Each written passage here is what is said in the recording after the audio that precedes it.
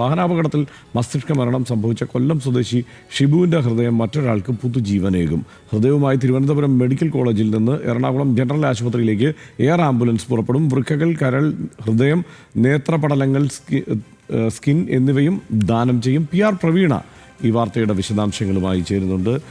Good morning Praveena. എന്തായാലും ഒരു സങ്കടകരമായ വാർത്തയാണ് അദ്ദേഹത്തിൻ്റെ മരണം എന്നുള്ളത്. പക്ഷേ അത് മറ്റുള്ള ആളുകൾക്ക് പുതുജീവനേകുന്നു എന്നുള്ളത് ഏറ്റവും പ്രതീക്ഷാനിർഭരമായ ഒരു ലോകത്തെക്കുറിച്ചുള്ള കാഴ്ചയും വാർത്തയും ഒക്കെ തന്നെയാണ്.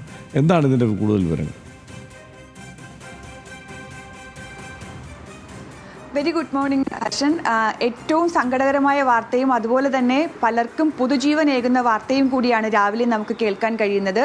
47 വയസ്സുള്ള കൊല്ലം ഇടവട്ടം ചിറക്കര സ്വദേശി ഷിബുവിൻ്റെ കണ്ണുകളും അതുപോലെ തന്നെ ഹൃദയവും കരളും വൃക്കയും ഒക്കെയാണ് മറ്റൊരാളിൽ തുടിക്കാൻ പോകുന്നത്. ഇന്നലെ രാത്രിയാണ് മരണം സംഭവിക്കുന്നത്. വാഹനാപകടത്തിൽ പരിക്കേറ്റാണ് ഷിബുവിനെ തിരുവനന്തപുരം മെഡിക്കൽ കോളേജ് ആശുപത്രിയിൽ കൊണ്ടുവരുന്നത്. തുടർന്ന് മസ്തിഷ്ക മരണം സ്ഥിരീകരിക്കുകയായിരുന്നു. തുടർന്ന് ബന്ധുക്കളുമായി നടത്തിയ ചർച്ചയിലാണ് അവയവങ്ങൾ ദാനം ചെയ്യാൻ തീരുമാനിച്ചിരിക്കുന്നത്. 2 വൃക്കകൾ, കരൾ, ഹൃദയം, അതുപോലെ തന്നെ 2 നേത്രപടലങ്ങൾ എന്നിവ ദാനം ചെയ്യും. അതുപോലെ തന്നെ കേരളത്തിൽ ആദ്യമായി സ്കിൻ ഡൊണേഷനും ഷിബു വഴി നടക്കുകയാണ്.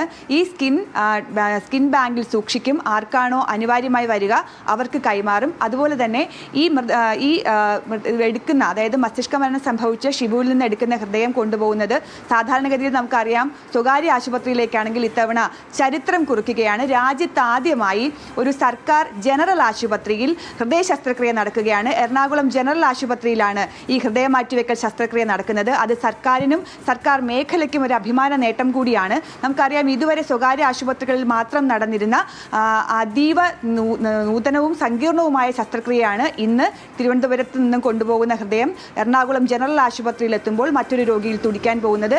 എയർ ആംബുലൻസ് വഴിയാണ് കൊണ്ടുപോകുന്നത്. 10 മണിയോടുകൂടിയായിരിക്കും ഹൃദയം എടുക്കാനുള്ള സംഘം തിരുവനന്തപുരത്ത് എത്തുക.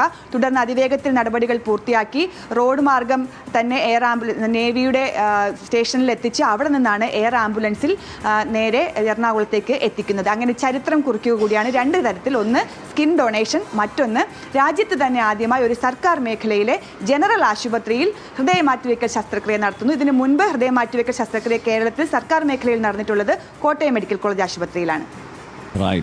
പ്രവീണയാണ് വിവരങ്ങൾ നൽകിയത്.